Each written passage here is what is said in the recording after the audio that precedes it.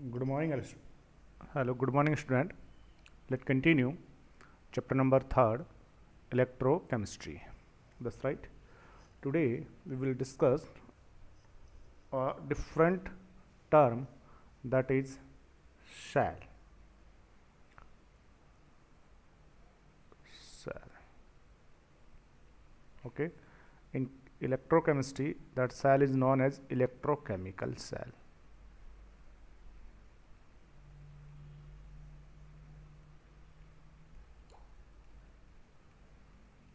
Electrochemical cell, that's right.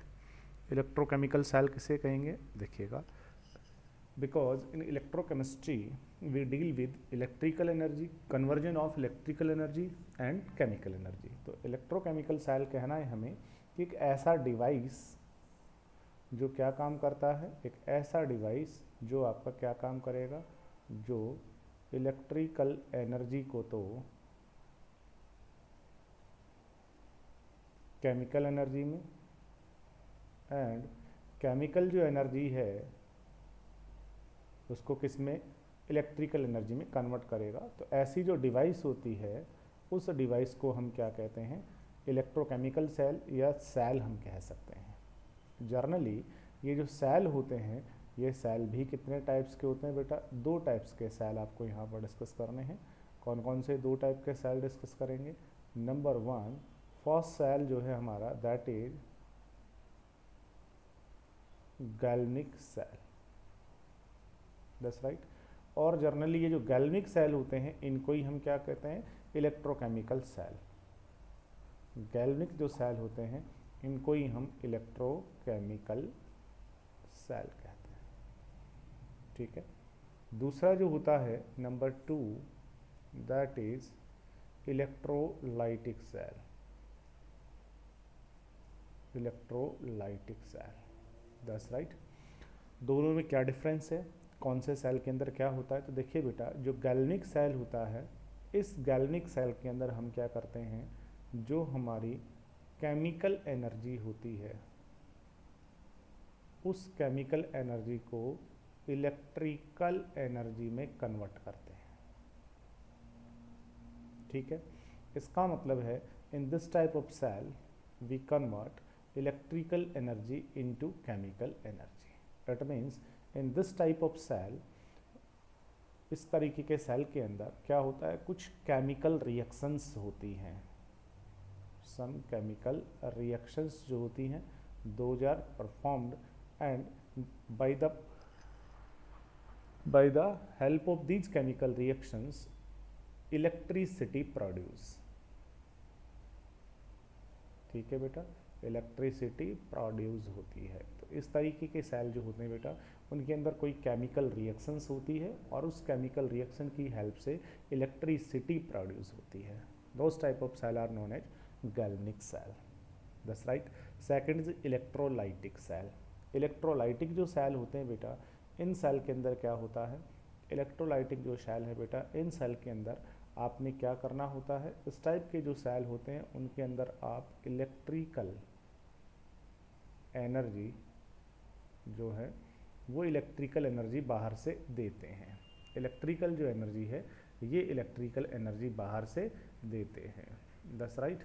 Electrical energy बाहर से दी जाती है और उसके बाद में ये जो इलेक्ट्रिकल एनर्जी आपने बाहर से दी है, ये जो इलेक्ट्रिकल एनर्जी होती है, ये इलेक्ट्रिकल एनर्जी कन्वर्ट होती है किसके अंदर, केमिकल एनर्जी में। Electrical energy that converted into chemical energy,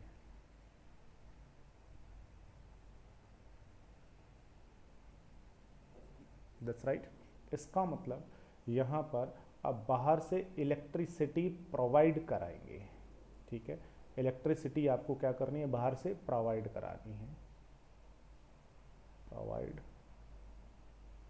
electricity बाहर से प्रोवाइड करानी है। और फिर बाहर से जब आप इलेक्ट्रिसिटी दोगे उससे कुछ केमिकल चेंजेज अकर होंगे, उससे क्या होंगे बेटा, कुछ केमिकल चेंजेज होने वाले हैं, that's right. This type of cell are known as electrolytic cell, okay. अगर हम पहले थोड़ा सा ये जो इलेक्ट्रोलाइटिक सेल है बेटा, इस इलेक्ट्रोलाइटिक सेल के बारे में डिस्कस करें। तो देखिएगा, इलेक्ट्रोलाइटिक जो सेल हैं बेटा, इन सेल के अंदर क्या होता है, इन सेल के अंदर आपको एक बीकर और उसके अंदर आपको क्या करना पड़ेगा, 2 प्लेट्स आपको लगा देनी है। Those plates are known as electrolytic plate, और इन इलेक्ट्रोलाइटिक प्लेट्स को हम कह देंगे इलेक्ट्रोड। These are electrode. और इलेक्ट्रोड जो होते हैं बेटा, वो इलेक्ट्रोड भी कितने टाइप्स के होते हैं, 2 टाइप्स के इलेक्ट्रोड होते हैं। That's right, one is anode and one is cathode. ठीक है, ये जो है, इसको जो नेगेटिव पॉजिटिवली चार्ज है उसे मैं क्या कह दूंगा, एनोड कह दूंगा, और जो नेगेटिवली चार्ज उसे क्या कह दूंगा, फिलहाल कैथोड कह दूंगा। और उसके बाद में जिस केमिकल का आपको इलेक्ट्रोलाइसिस कराना है, वो जो केमिकल है, उस केमिकल का जो सॉल्यूशन है वो आपको यहाँ पे फिल करना पड़ेगा। That's right, that is electrolytic cell. उसके बाद आपको बाहर से इलेक्ट्रिसिटी जो है वो प्रोवाइड करनी है, तो इसे आप क्या करेंगे, एक एक्सटर्नल इलेक्ट्रिक सोर्स से कनेक्ट कर देंगे। This cell connected by external electric source. जैसे ही आप यहाँ से इलेक्ट्रिसिटी इसके अंदर एंटर कराएंगे बेटा, इलेक्ट्रिसिटी जैसे ही इसके अंदर एंटर कराएंगे तो उससे क्या होगा, ये जो आयंस हैं, ये आयंस मूव करेंगे। कहाँ की तरफ मूव करेंगे, ये जो आयंस हैं बेटा, ये आयंस क्या करेंगे, मूव करेंगे टुवार्ड अपोजिटली। ऐसा पहले भी मैंने कहीं समझाया है, टुवार्ड्स अपोजिटली चार्ज इलेक्ट्रोड। ये जो आयंस हैं, ये आयंस क्या करेंगे बेटा, जो अपोजिटली चार्ज इलेक्ट्रोड है बेटा, उसकी तरफ मूव करेंगे। तो यहाँ से जो कैटायन है, cation move toward cathode and anion move toward anode.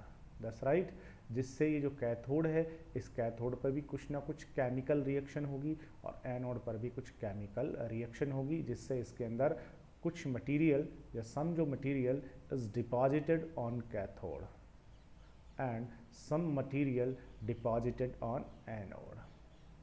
Therefore, there some chemical changes occur, जिससे कुछ chemical changes occur होंगे, और some chemical product deposited on cathode and some chemical product deposited on anode. ठीक है, that type of cell are known as electrolytic cell. लेकिन इस तरीके के जो सेल हैं उनका डिस्कस इस बार हम नहीं करेंगे, क्योंकि इस तरीके के जो सेल का जो डिस्कशन था वो सीबीएसई ने आपके सिलेबस से रिड्यूस कर दिया है। That's right. तो अब जो हम डिस्कस करेंगे वो पहले टाइप वाले जो सेल हैं, दैट इज गैल्वनिक सेल, हमें इनके बारे में ही डिस्कस करेंगे। ठीक है, गैल्वनिक जो सेल होते हैं बेटा, जर्नली इनको ही हम क्या कहते हैं, इलेक्ट्रोकेमिकल सेल कहते हैं, गैल्वनिक सेल को ही। ठीक है, इनके अंदर क्या करना पड़ता है, इनके अंदर केमिकल एनर्जी को इलेक्ट्रिकल एनर्जी में कन्वर्ट किया जाता है। इसका मतलब आपको यहाँ पर कुछ केमिकल्स लेने होते हैं और उन केमिकल्स के अंदर रिएक्शन होती है, और by the help of these chemical reaction electricity produce, जिससे इलेक्ट्रिसिटी जनरेट होती है। Those type of cell are known as galvanic cell. इन गैल्वनिक सेल को ही वोल्टिक सेल भी कहते हैं। गैल्वनिक जो सेल हैं, these are also known as voltaic cell. Galvanic जो सेल है बेटा, इनको ही हम वोल्टिक सेल भी कहते हैं। That's right. चलिएगा, गैल्वनिक सेल या वोल्टिक सेल, और इन सेल का सबसे इजी जो एग्जांपल है that is Daniell cell. That is Daniell cell.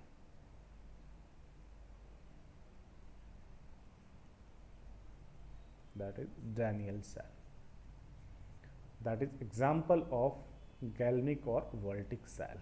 तो अभी हम इनके एग्जाम्पल पढ़ेंगे और इनका पूरा का पूरा जो मैकेनिकल प्रोसेस है उसे हम डिस्कस करेंगे। That's right. चलिए, लेट कंटिन्यू। डैनियल सेल या गैल्वनिक सेल, गैल्वनिक सेल और वोल्टिक सेल, और इसका भी सबसे अच्छा जो एग्जाम्पल है दैट इज डैनियल सेल। तो अभी जो हम डिस्कस कर रहे हैं वो डिस्कस कर रहे हैं डैनियल सेल को। That's right. चलिएगा, डैनियल सेल में क्या किया गया था, देखना डैनियल सेल का जब फॉर्मेशन किया गया तो उसके अंदर क्या किया गया था बेटा, उसके अंदर दो कंटेनर लिए, लीजिए एक कंटेनर लिया या एक बीकर लिया, और उस बीकर को लेने के बाद ये जो बीकर था, इस बीकर में एक केमिकल को फिल किया गया, that chemical is zinc sulphate, that chemical is zinc sulphate.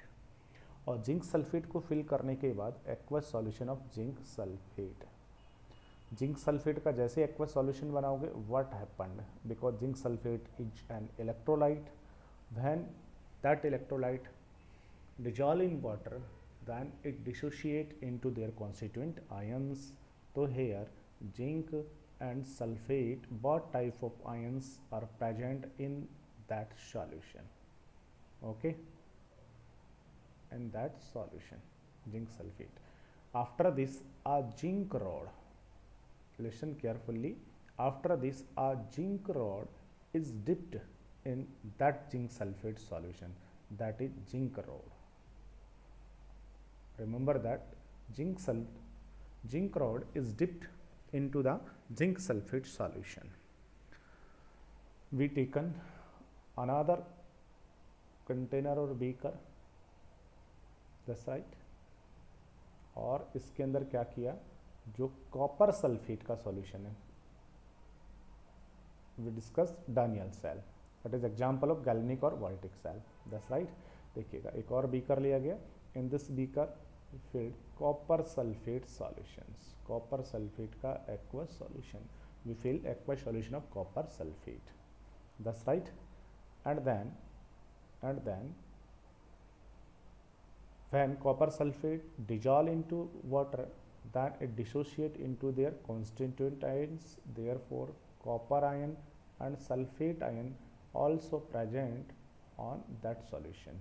After this a copper wire, after this a copper wire also dipped into that solution, copper wire को इसके अंदर डिप कर दिया, that's right। डिप करने के बाद फिर क्या किया गया है, उसके बाद ये दोनों के दोनों जो वायर्स थे, इन दोनों वायर्स को कनेक्ट कर दिया गया, दोनों वायर्स को कनेक्ट कर दिया गया, ले लीजिए ये जो आपके पास में अरेंजमेंट बन गया है, दैट इज डानियल सेल। लेकिन जैसे आप इसे कनेक्ट करेंगे, क्या यहाँ से इलेक्ट्रिसिटी फ्लो होगी, अभी इसमें कोई इलेक्ट्रिसिटी फ्लो नहीं होगी। क्यों नहीं होगी, क्योंकि आपने ऐसा फिजिक्स में डिस्कस किया हुआ है कि इलेक्ट्रिसिटी को फ्लो करने के लिए नेसेसरी है कि circuit should be completed, when circuit is broken then no electricity flow, that's right. Electricity का फ्लो होने के लिए ज़रूरी है कि जो सर्किट आपने बनाया है जहाँ से इलेक्ट्रिसिटी फ्लो हो रही है, दैट शुड बी कंप्लीटेड, पूरा होना चाहिए, कंप्लीट होना चाहिए। बट यहाँ जो सर्किट आपके पास बना है ये कंप्लीट नहीं है, तो इसको कंप्लीट करने के लिए देखिए क्या किया गया बेटा, इस सर्किट को कंप्लीट करने के लिए एक यू शेप की ट्यूब ली गई, और यू शेप की ट्यूब लेने के बाद, इस यू शेप की ट्यूब को लेने के बाद इसके अंदर जिलेटिन, ठीक है, या अगर अगर इसके अंदर जिलेटिन या फिर अगर अगर, ये एक जेली लाइक मटेरियल होता है, उसको फिल कर दिया गया। और इस जिलेटिन या अगर अगर के अंदर क्या किया गया, inert electrolyte, inert electrolyte, inert electrolyte जैसे कि KNO3, inert electrolyte just like KNO3, K2SO4 etc। Inert क्यों है, क्योंकि इस तरीके का सॉल्ट जो स्ट्रॉन्ग एसिड और स्ट्रॉन्ग बेस से बनने वाला जो सॉल्ट है ना, दैट इज इनर्ट इलेक्ट्रोलाइट। इसका जो सॉल्यूशन था वो सॉल्यूशन बना करके इसमें फिल कर दिया गया, दैट्स राइट। तो यहाँ पर पोटेशियम सल्फेट का सॉल्यूशन बना करके इसके अंदर इनर्ट इलेक्ट्रोलाइट का फिल कर दिया गया यू शेप की ट्यूब में। और ये जो आपके पास अरेंजमेंट बना है, that arrangement is known as salt bridge, that is salt bridge. और ये जो सॉल्ट ब्रिज था, इस सॉल्ट ब्रिज को ला करके, और ये जो दोनों के दोनों आपने जो कंटेनर्स बनाए हुए थे, इन दोनों कंटेनर्स के अंदर ये जो सॉल्ट ब्रिज था, इस सॉल्ट ब्रिज को ला करके डिप कर दिया गया, ले लीजिए, that is salt bridge, that is salt bridge, ले लीजिए। अब जैसे सॉल्ट ब्रिज से आपने इन दोनों कंटेनर को कनेक्ट कर दिया, अब की बार देखिए क्या हुआ, अब की बार जो सर्किट था वो सर्किट आपका कंप्लीट हो गया, और जिससे यहाँ पर इलेक्ट्रिसिटी फ्लो होने लग जाएगी। ठीक है बेटा, जिससे यहाँ पर इलेक्ट्रिसिटी जो है वो क्या होने लगेगी, फ्लो होने लगेगी, दैट इज डैनियल सेल। अब आप कहेंगे सर डैनियल सेल ये है, तो फिर गैल्वनिक सेल कौन सा होगा? तो देखिएगा मेजर डिफरेंस क्या है, यहाँ पर आपने ये जो दो कंटेनर यहाँ पर लिए हैं, ये दोनों के दोनों यहाँ पर इलेक्ट्रोड की तरह बिहेव करते हैं। ये एक इलेक्ट्रोड है, दैट्स राइट, और यहाँ से जो जिंक का कंटेनर, कॉपर का कंटेनर बना है, ये दूसरा इलेक्ट्रोड है। ये दोनों के दोनों इलेक्ट्रोड्स हैं। अगर आप यहाँ जिंक और कॉपर की बजाय अगर दूसरे मेटल के इलेक्ट्रोड्स आप यूज करें, you can use electrodes of another material, that's right. अगर आपने यहाँ जिंक की बजाय अगर आपने यहाँ सिल्वर का इलेक्ट्रोड यूज किया, हाइड्रोजन इलेक्ट्रोड यूज किया, मैग्नीशियम इलेक्ट्रोड यूज किया, या यहाँ पर यूज किया, ठीक है ना, तो ये जो सेल है ये चेंज हो जाएगा। ये सारे के सारे जो सेल हैं are known as galvanic cell और voltaic cell, but in specially Daniell cell when you use zinc और copper electrodes, then that galvanic cell is known as Daniell cell, that's right. अगर आप इन इलेक्ट्रोड्स को change करेंगे तो ये Daniel cell नहीं रहेगा, फिर ये क्या रहेगा, केवल गैल्वनिक सेल रहेगा। बट अगर आपने यहाँ पर specially you use zinc and copper electrodes, then that galvanic cell is known as Daniell cell. Okay, चलिएगा, ये आपके पास सेल बन गया है, दैट इज गैल्वनिक सेल। अब यहाँ पर गैल्वनिक सेल में क्या होता है, गैल्वनिक सेल के अंदर केमिकल एनर्जी है वो इलेक्ट्रिक एनर्जी में कन्वर्ट होती है। तो जैसे ही यहाँ पर आप स्विच को क्या करेंगे, जैसे यहाँ से स्विच को ऑन करेंगे, यहाँ से इलेक्ट्रिसिटी फ्लो होगी। अब इलेक्ट्रिसिटी जब यहाँ पर फ्लो होगी तो आपको दो चीज़ प्रैक्टिकली मेजर करनी पड़ेगी। प्रैक्टिकली क्या क्या मेजर करना पड़ेगा? सबसे पहली चीज़ आपको प्रैक्टिकली मेजर करनी पड़ेगी कि अगर आपने यहाँ पर अमीटर लगा दिया है, अमीटर, और आपको पता है अमीटर जो होता है बेटा वो क्या कैलकुलेट करता है फिजिक्स में, अमीटर जो होता है बेटा उसकी हेल्प से हम इलेक्ट्रिसिटी का डायरेक्शन जो है वो चेक करते हैं। तो जैसे हम यहाँ पर स्विच ऑन करेंगे इलेक्ट्रिसिटी फ्लो होगी, तो by the help of ammeter we can predict the direction of electricity, that's right. चलिएगा, तो जैसे यहाँ पर हम अमीटर लगाएंगे, अब ये चीज़ आपको अभी रिमेंबर रखना है, याद रखनी है, क्रैम करना पड़ेगा थोड़ा सा, कि जैसे हम यहाँ पर अमीटर लगा के इलेक्ट्रिसिटी का फ्लो चेक करेंगे तो हमें पता लगेगा कि यहाँ से इलेक्ट्रिसिटी का जो फ्लो है, the direction of flow of electricity is this, याद रखना है, ये करंट के फ्लो होने का डायरेक्शन है। यहाँ से करंट के फ्लो होने का जो डायरेक्शन है वो ये है, दैट्स राइट। चलिएगा, अब करंट के फ्लो होने का डायरेक्शन जो है वो ये वाला है, तो फिर इलेक्ट्रॉन के फ्लो होने का डायरेक्शन कौन सा होगा? इलेक्ट्रॉन कहाँ से कहाँ की तरफ फ्लो हो रहा होगा? तो ऐसा फिजिक्स में कहीं हमने पढ़ा है और हम जानते हैं कि करंट के फ्लो होने का जो डायरेक्शन होता है दैट शुड बी अपोजिट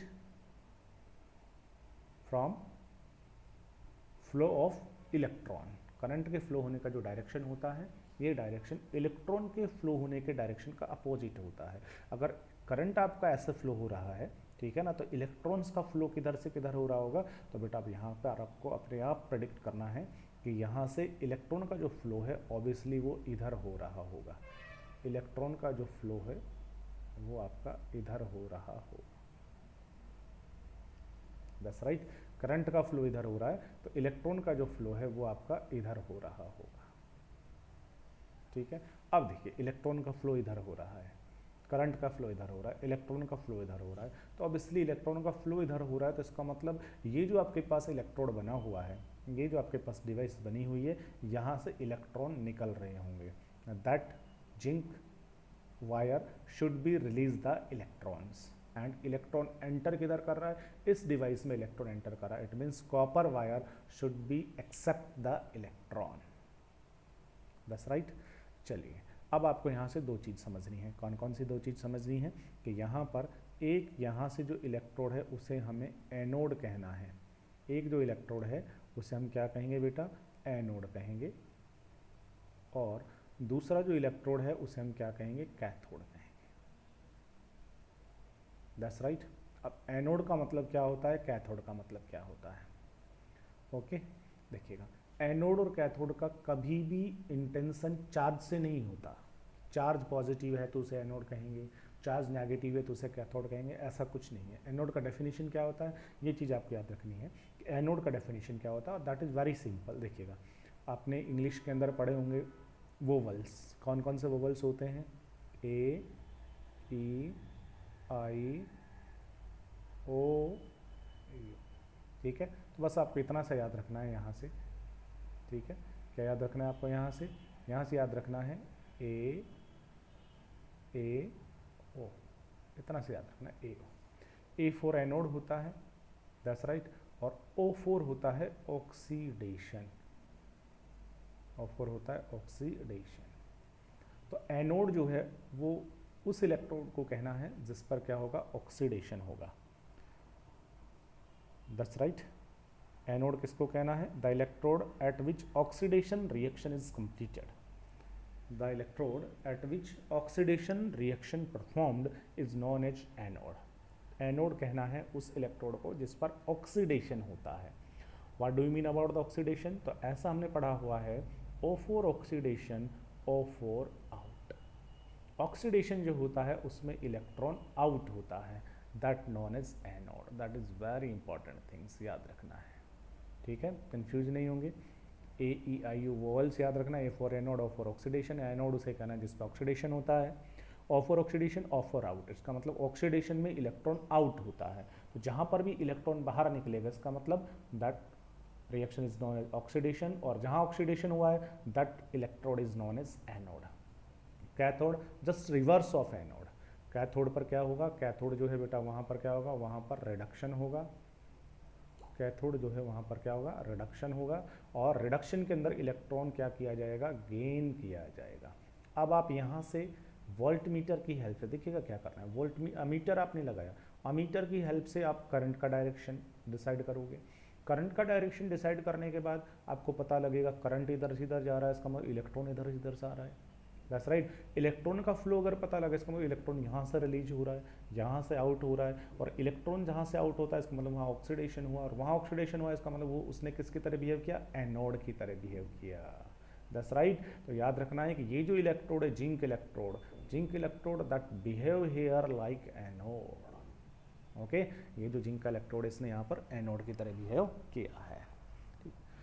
उसके बाद में इलेक्ट्रॉन जो था वो इलेक्ट्रॉन यहाँ से मूव करके इधर चला गया, कहाँ पर आ गया, कॉपर। तो देखिए कॉपर इलेक्ट्रोड जो है here copper electrode accept the electron, और इलेक्ट्रॉन को एक्सेप्ट किया है, गेन किया है, इसका मतलब there reduction reaction is performed, that's right. और due to the reduction reaction that electrode is known as cathode. तो यहाँ पर जो कॉपर का इलेक्ट्रोड है उसने किसकी तरह बिहेव किया है, कैथोड की तरह बिहेव किया है। आपको ऐसा आइडिया नहीं लगेगा जब तक आप यहाँ करंट का डायरेक्शन डिसाइड नहीं करोगे, तब तक आप यहाँ पर ये प्रेडिक्ट नहीं कर सकते कि which electrode behave like anode and which electrode behave like cathode. That should be decided by the help of ammeter, that's right. Ammeter लगा करके आप यहाँ करंट का डायरेक्शन चेक कर लोगे, उससे आपको पता लगेगा इलेक्ट्रॉन कहाँ से कहाँ की तरफ मूव कर रहा है, दैट्स राइट। चलिएगा, अब यहाँ पर सीबीएसई के प्री बोर्ड के अंदर एक बार बहुत टेक्निकल क्वेश्चन पूछा गया। क्या टेक्निकल क्वेश्चन पूछा गया, पहले हम उसे समझते हैं, फिर आगे का खेल जो है वो चालू करेंगे, ठीक है ना। उस टेक्निकल क्वेश्चन को यहाँ से थोड़ा सा अंडरस्टैंड कर लीजिए, ठीक है। अभी मैं क्या करता हूँ, इसको थोड़ा सा रफ कर दूँ। चलिए, वो जो टेक्निकल क्वेश्चन पूछा गया उसे हम थोड़ा सा समझते हैं। देखिएगा, अगर आपने ये जो डैनियल सेल बनाया, अगर ये डैनियल सेल आप स्टैंडर्ड बनाते हो, स्टैंडर्ड सेल कैसे बनाएंगे, तो हालांकि डेफिनेशन आगे हम पढ़ेंगे स्टैंडर्ड की। तो यहाँ पर हम क्या करते हैं, दैट जिंक सल्फेट सॉल्यूशन जो आपने इसके अंदर फिल किया, अगर ये जिंक सल्फेट का सॉल्यूशन 1 मोलरिटी का हो, it should be taken 1 molarity, that's right. And solution of copper sulphate that filled in copper electrode that should B 1 molarity. अगर आपने ये दोनों 1 मोलरिटी के लिए हैं, दैट्स राइट। यहाँ से अगर आप टेम्परेचर जो है उस टेम्परेचर को 298 केल्विन रख दो, और प्रेशर जो है उस प्रेशर को अगर आप यहाँ से 1 बार कर दो, तो प्रेशर तो आपका अप्रॉक्स 1 atm या 1 बार ही रहेगा, क्योंकि एयर का प्रेशर यहाँ पर लगेगा, टेम्परेचर बस आपने 298 केल्विन रखना है। तो ये दोनों के दोनों जो इलेक्ट्रोड्स हैं, these behave like standard electrode, ये दोनों स्टैंडर्ड इलेक्ट्रोड बन गए। ये जब दोनों स्टैंडर्ड इलेक्ट्रोड बने हैं तो उसके बाद में ये पूरा का पूरा जो आपका डायनियल सेल या गैल्वनिक सेल बना है, ये पूरा स्टैंडर्ड सेल बन गया है। That's right. अब ये जो स्टैंडर्ड सेल बना है, इस स्टैंडर्ड सेल के ऊपर अगर आप यहाँ से वोल्ट मीटर लगा दो, अब बोलिए वोल्ट मीटर अगर लगाएंगे तो ये वोल्ट मीटर आपको क्या बताएगा? तो वोल्ट मीटर की हेल्प से तो हम क्या कैलकुलेट कर सकते हैं, वोल्टेज या जो आपका इसका पोटेंशियल है वो कैलकुलेट कर सकते हैं। तो जैसे आप वोल्ट मीटर लगाओगे, इसका पोटेंशियल नोट करोगे स्टैंडर्ड बना करके, तो इसका जो पोटेंशियल है वो 1.1 वोल्ट आएगा। That's right. कितना आएगा इसका? 1.1 वोल्ट जो है वो इसका सेल का जो पोटेंशियल है वो आपका निकल करके आ जाएगा। अभी आपको याद रखना है 1.1 वोल्ट आ जाएगा। अब देखिएगा क्या करते हैं। अब अगर आप ये जो आपका ये जो डैनियल सेल है, इस डैनियल सेल के पैरेलल में अगर आप यहाँ से एक और सेल जो है वो ऐड कर दो, ये लीजिए एक सेल और ऐड कर दिया। That's right. ये जो डैनियल सेल था आपका, इसका जो वोल्टेज है वो कितना है? 1.1 वोल्ट है। That's right. अगर आपने जो एक और सेल ऐड किया है उसकी बात कर रहा हूँ, एक सेल और अगर आपने यहाँ से कनेक्ट किया है, अगर आपने जो सेल यहाँ पर एक और एडिशनल उसके पैरेलल जो आपने सेल लगाया है, अगर उस सेल का जो सेल पोटेंशियल है, अगर ये सेल पोटेंशियल, अब देखिए तीन कंडीशन है, या तो ये 1.1 ही होगा, या फिर ये जो सेल पोटेंशियल है it should be greater than 1.1, और तीसरी कंडीशन है कि या फिर इसका जो सेल पोटेंशियल है it should be less than 1.1 volt. ठीक है। अब देखिएगा, अगर आपने यहाँ पर जो पोटेंशियल लगाया है अगर वो 1.1 वोल्ट से भी कम है, पहली चीज़ 1.1 वोल्ट से भी कम है, अगर इसका पोटेंशियल कम है तो कम पोटेंशियल है तो कोई बात नहीं है, इलेक्ट्रॉन यहाँ से फ्लो होकर के यहाँ से निकल के इधर जाता रहेगा, इलेक्ट्रिसिटी का फ्लो होता रहेगा। That's right. अगर ये 1.1 वोल्ट से भी ज़्यादा पोटेंशियल है तो इसकी बजाय उसकी पावर ज़्यादा है, तो फिर उसमें से इलेक्ट्रॉन्स आने लगेंगे यहाँ से, और यहाँ से इलेक्ट्रॉन आने लगेंगे। उस कंडीशन में क्या करना पड़ेगा, जो जिंक है ना वो जिंक इलेक्ट्रॉन को गेन करेगा और कॉपर से जो इलेक्ट्रॉन है वो मूव करके इधर आने लगेगा। That's right. और अगर इसका पोटेंशियल 1.1 वोल्ट है देन इन दोनों का पोटेंशियल इक्वल है, तो ये दोनों के दोनों इक्विलिब्रियम में आ जाएंगे और फिर इस सेल के अंदर से इलेक्ट्रॉन का फ्लो किधर भी नहीं होगा। इट मीन्स इस समय इसके अंदर कोई करंट फ्लो नहीं होगा। ये जो क्वेश्चन था, ये question CBSE pre board exam में एक बार पूछा गया कि जो आपने एक्सटर्नल जो आपने यहाँ पर सेल इसके पैरेलल लगाया है डैनियल सेल के, अगर उसका potential 1.1 if it's potential is 1.1 volt, then here equilibrium condition is applied. That's right, attain equilibrium condition is attained, and due to the equilibrium condition no current is flow, कहीं से भी current का flow नहीं होगा, और current का flow नहीं हो रहा इट मीन्स देयर इलेक्ट्रॉन का भी फ्लो नहीं होगा। That's right. और अगर यहाँ पर जो एक्सटर्नल आपने इलेक्ट्रिक फील्ड या जो आपने पोटेंशियल लगाया है सेल का that greater than 1.1 volt, it means that cell is powerful. तो that cell is powerful, it means electrons flow according to this cell. That's right. और दिस सेल के अकॉर्डिंग क्या होगा, इलेक्ट्रॉन का फ्लो अपोजिट डायरेक्शन में होने लगा, फिर इधर होने लगेगा। और अगर लेस देन है तो इट मीन्स ये सेल पावरफुल है तो इलेक्ट्रॉन का फ्लो इसके अकॉर्डिंग ही होगा। That's right. तो ये चीज़ आपको यहाँ से याद रखनी थी। इसका क्वेश्चन मैंने आपको बता दिया है। अब हम वापस से हमारी जो मेन पॉइंट था डैनियल सेल वाला उस पर फिर से आते हैं। तो अब ये जो पैरेलल सेल हमने लगाया हुआ है, इस पैरेलल सेल को मैं हटा देता हूँ। ठीक है। तो ये चीज़ आपको कंपटीशन के हिसाब से भी याद रखना है, और सीबीएसई में भी ऐसा क्वेश्चन पूछा गया है कि क्या होगा। ठीक है बेटा, ये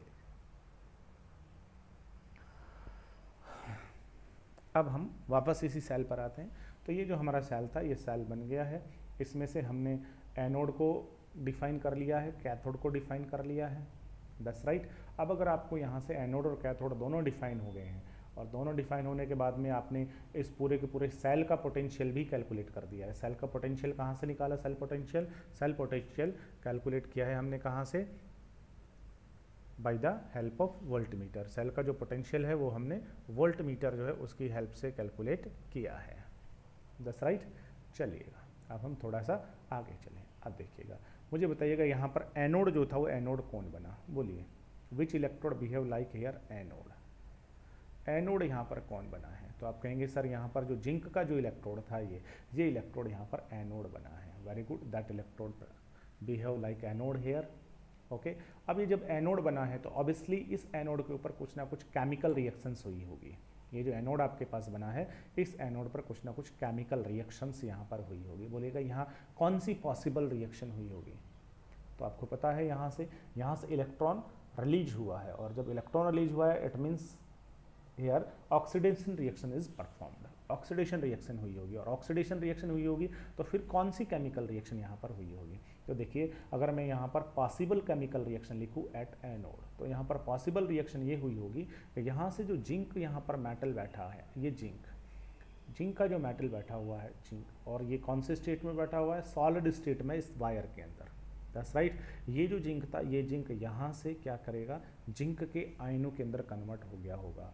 zinc solid converted into zinc positive two ions, और ये आयंस कहाँ पर हैं? In aqueous solution. ये एक्वस सॉल्यूशन में आ गया होगा, और फिर इसने क्या किया होगा? यहाँ से इसने दो जो इलेक्ट्रॉन हैं वो रिलीज कर दिया होंगे। तो यहाँ से दो इलेक्ट्रॉन को रिलीज कर दिया होगा, और वो इलेक्ट्रॉन यहाँ से मूव करके यहाँ से यहाँ की तरफ आ गए होंगे। दैट मीन्स एनोड के ऊपर जो पॉसिबल रिएक्शन हुई होगी वो ये वाली रिएक्शन हुई होगी। That's right. सेम इसी तरीके से what reaction performed at cathode? Cathode पर क्या रिएक्शन हुई होगी? तो हम कैथोड पर होने वाले रिएक्शन भी लिख सकते हैं कि कैथोड पर क्या रिएक्शन हुई होगी। तो देखिएगा, इलेक्ट्रॉन यहाँ से यहाँ आ रहा है, तो इस इलेक्ट्रॉन को कोई ना कोई तो गेन करेगा।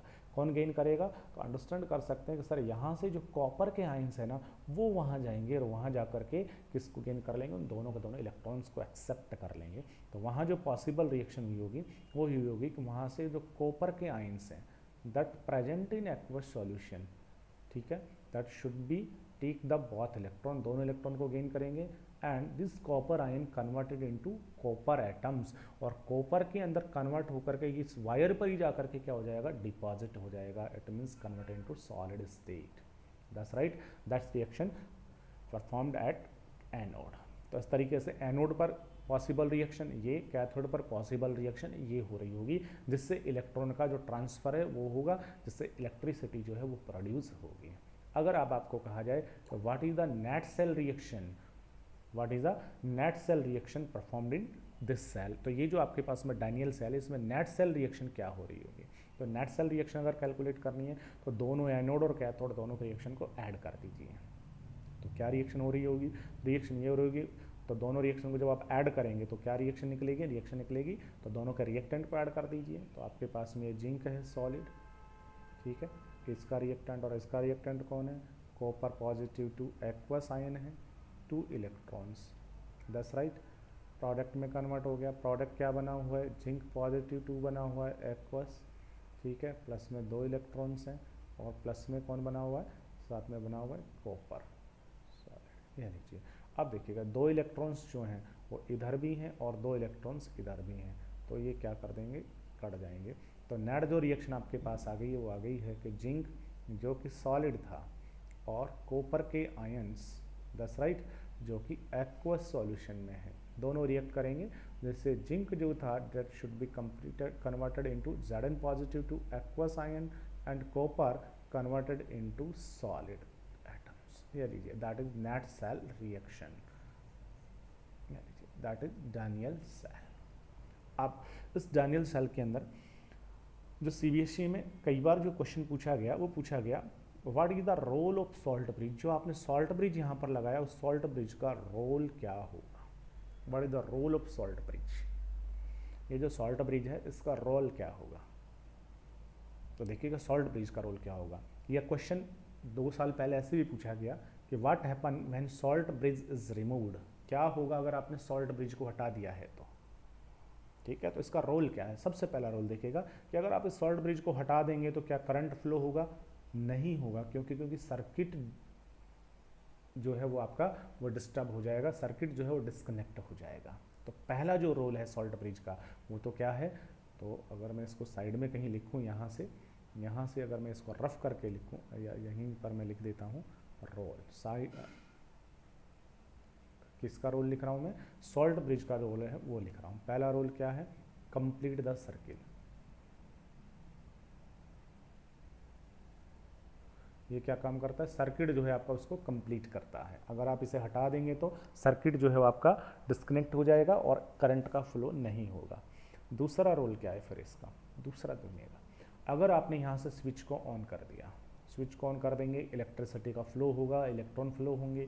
कब तक होगा भाई, कब तक होगा? अगर आप ये सॉल्ट ब्रिज नहीं लगाते, सॉल्ट ब्रिज अगर नहीं लगाते, आप कहते हैं कि नहीं सर हम यहाँ सॉल्ट ब्रिज नहीं लगाएं, हम तो सीधा एक वायर से कनेक्ट कर दें इन दोनों को, एक सीधा वायर डाल करके दोनों को कनेक्ट कर दें, अब भी तो सर्किट कंप्लीट हो गया। बिल्कुल कंप्लीट हो गया। लेकिन अगर आपने वायर से इन दोनों को कनेक्ट किया है, सॉल्ट ब्रिज नहीं लगाया है, वायर से कनेक्ट किया है, सर्किट कंप्लीट हुआ, बट अब की बार इलेक्ट्रिसिटी का फ्लो थोड़ी देर तो होगा और बाद में फ्लो होना बंद हो जाएगा, कंटिन्यू नहीं होगा फ्लो। क्यों नहीं होगा? उसका कारण सुनिए। उसका कारण ये है बेटा कि जैसे ही अगर आपने यहाँ पर सॉल्ट ब्रिज नहीं लगाया है, अगर आपने इनको वायर से कनेक्ट कर दिया है, वायर से अगर आपने दोनों इलेक्ट्रोड को कनेक्ट किया है, तो इलेक्ट्रिसिटी का फ्लो थोड़े टाइम के लिए होगा, बाद में नहीं होगा। क्यों नहीं होगा? क्योंकि जैसे ही यहाँ पर रिएक्शन होने लगेगी इस इलेक्ट्रोड पर, इस इलेक्ट्रोड पर, तो यहाँ थोड़ी देर बाद इक्विलिब्रियम अटेन हो जाएगा। क्या अटेन हो जाएगा? इक्विलिब्रियम अटेन हो जाएगा। ठीक है, और इक्विलिब्रियम अटेन होने के बाद में यहाँ से करंट का फ्लो स्टॉप हो जाएगा। कैसे इक्विलिब्रियम अटेन होगा? तो देखिएगा, अगर मैं थोड़ा सा इसे साइड में लिख करके बात करूं, देखिएगा क्या होगा। ये आपने एक इलेक्ट्रोड बनाया, एनोड की बात करता हूं, ये लीजिए, यहाँ पर क्या प्रेजेंट है? यहाँ पर जिंक सल्फेट प्रेजेंट है। जिंक सल्फेट में जिंक के आयन प्रेजेंट है, ठीक है बेटा, और सल्फेट के आयन प्रेजेंट है।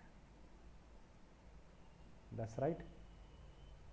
इस समय जितने जिंक आयन हैं उतने ही सल्फेट आयन प्रेजेंट है एक्वस सॉल्यूशन में, जिससे कि यहाँ पर इलेक्ट्रिकल न्यूट्रलिटी बनी हुई है। या लीजिए ये जिंक। अब देखिएगा क्या होगा, ये जो जिंक है जैसे करंट फ्लो होना स्टार्ट होगा, ये जो जिंक है ये निकल के कहाँ आएगा? यहाँ। जो जिंक था सॉलिड स्टेट में, that converted into Z positive 2 ions and release 2 electrons. अब इसने क्या किया? 2 इलेक्ट्रॉन तो यहाँ रिलीज कर दिए और खुद निकल करके यहाँ आ गया। यहाँ आने से क्या हो गया? Zn पॉजिटिव 2 आयन बढ़ गया। फिर इसने क्या किया? एक और, उसने भी 2 इलेक्ट्रॉन यहाँ पर रिलीज कर दिए, चला गया और निकल के फिर यहाँ पर आ गया। फिर नेक्स्ट एटम ने भी ऐसा ही किया, इलेक्ट्रॉन को रिलीज करते रहे और निकल के सॉल्यूशन में आते रहे। तो देखिए थोड़ी देर बाद क्या होगा, यहाँ पर जो इलेक्ट्रिकल न्यूट्रलिटी है क्या वो मेंटेन रहेगी? नहीं। पहले तो जितने जिंक आयन थे उतने ही सल्फेट आयन थे, तो जितना पॉजिटिव चार्ज उतना नेगेटिव चार्ज था, तो यह इलेक्ट्रिकल न्यूट्रलिटी थी। बट जैसे जैसे जिंक आयन निकल निकल के यहाँ पर आएंगे, here concentration of zinc ion is increases, और जिंक आयनों की कंसंट्रेशन इंक्रीज होगी, जिससे यहाँ पॉजिटिव चार्ज जो है वो पॉजिटिव चार्ज बढ़ जाएगा, पॉजिटिव चार्ज ज़्यादा हो जाएगा, नेगेटिव चार्ज कम रह जाएगा, जिससे यहाँ इलेक्ट्रिकल न्यूट्रलिटी मेंटेन नहीं रहेगी। क्या हो जाएगी? डिस्टर्ब हो जाएगी। क्या? Electrical neutrality. Electrical neutrality disturb हो जाएगी बेटा, ठीक है। जिससे क्या होगा, जब जिंक आयन यहाँ बहुत ज़्यादा हो जाएंगे ना, तो अब नेक्स्ट जो जिंक जैसे यहाँ पर आएगा, लेकिन वो देखेगा यहाँ तो पॉजिटिव आयन ऑलरेडी बहुत ज़्यादा है, तो फिर वो जिंक आयन यहाँ निकल के यहाँ आएगा ही नहीं। या अगर वो यहाँ से यहाँ आ गया है ना, तो वापस दूसरा जो जिंक का आयन है वो फिर से 2 इलेक्ट्रॉन वहाँ से गेन करके और जिंक सॉलिड में कन्वर्ट हो जाएगा। तो थोड़ी देर बाद क्या होगा, आफ्टर सम टाइम जितने जिंक के आयन इधर आएंगे सॉल्यूशन के अंदर, जिंक निकल के जिंक के आयनों में कन्वर्ट होगा, उतना ही जिंक का आयन वापस किस में कन्वर्ट हो जाएगा? जिंक सॉलिड में कन्वर्ट हो जाएगा। तो जिंक जितना सॉलिड से जितना आयन के फॉर्म में आएगा इलेक्ट्रॉन लॉस करके, उतने ही जिंक के आयन्स वहाँ से इलेक्ट्रॉन को गेन करके वापस सॉलिड में कन्वर्ट हो जाएंगे, जिससे यहाँ इक्विलिब्रियम अटेन हो जाएगा। ये इसमें आएगा और वो उधर चला जाएगा, जिससे यहाँ नया इलेक्ट्रॉन रिलीज ही नहीं होगा, और नया इलेक्ट्रॉन ही रिलीज नहीं हो रहा है, तो इलेक्ट्रॉन का फ्लो नहीं होगा, तो इलेक्ट्रिसिटी का भी फ्लो नहीं होगा। क्यों? क्योंकि इस सॉल्यूशन के अंदर क्या इंक्रीज हो गए हैं? पॉजिटिव आयन बहुत ज़्यादा हो गए हैं, जबकि सल्फेट या नेगेटिव आयन यहाँ पर कम रह गए हैं। That's right. और सेम फिनोमिना कहाँ पर होगा? दूसरा जो इलेक्ट्रोड है ना, उसमें भी ऐसा ही होने वाला है। दूसरा जो इलेक्ट्रोड था कॉपर वाला, उस कॉपर वाले इलेक्ट्रोड में क्या है? कॉपर के पॉजिटिव 2 आयन्स हैं, कॉपर के पॉजिटिव 2 आयन्स हैं। That's right. और सल्फेट के नेगेटिव 2 आयन्स हैं, sulphate negative 2 ions. That's right, sulphate negative 2 ions. अब आपने क्या किया, यहाँ पर कॉपर की वायर को डाल दिया, ले लीजिए, ले लीजिए, वहाँ से इलेक्ट्रॉन आ रहे हैं, इलेक्ट्रॉन आ गए। अब क्या होगा, ये कॉपर वहाँ जाएगा। अच्छा पहले देखिएगा, जितने पॉजिटिव है ना उतने नेगेटिव है, इसका मतलब इलेक्ट्रिकल न्यूट्रलिटी यहाँ पर है। दैट्स राइट, इलेक्ट्रिकल न्यूट्रलिटी पहले है। अब जैसे ही यहाँ से इलेक्ट्रॉन आने स्टार्ट होंगे, ये कॉपर गया, 2 इलेक्ट्रॉन वहाँ से गेन करेगा और किस में कन्वर्ट हो जाएगा, Cu। तो कॉपर का जो पॉजिटिव 2 आयन था, 2 इलेक्ट्रॉन उसने गेन किए, Cu सॉलिड में कन्वर्ट हो गया। तो ये यहाँ से गया, 2 इलेक्ट्रॉन लिए, Cu सॉलिड बन गया। फिर ये भी जाएगा, 2 इलेक्ट्रॉन गेन करेगा, Cu सॉलिड बन जाएगा। तो बताइए इस सॉल्यूशन में क्या होगा, इस सॉल्यूशन में तो नेगेटिव आयन तो वही रहेंगे, बट पॉजिटिव आयन कंटिन्यूसली क्या होते जाएंगे, डिक्रीज होते जाएंगे। तो जिससे यहाँ पर इलेक्ट्रिकल न्यूट्रलिटी फिर से क्या हो जाएगी, वो इम्बैलेंस्ड हो जाएगी, डिस्टर्ब हो जाएगी। तो जैसे ही अब कॉपर आयन यहाँ जाएगा ना, तो ये जो सल्फेट है, ये सल्फेट जाने नहीं देंगे इन कॉपर आयन्स को। तो फिर जैसे ही नया कॉपर आयन वहाँ जाएगा, तो वहाँ से कॉपर वापस निकल के कहाँ पर आ जाएगा, Cu पॉजिटिव 2 में आ जाएगा।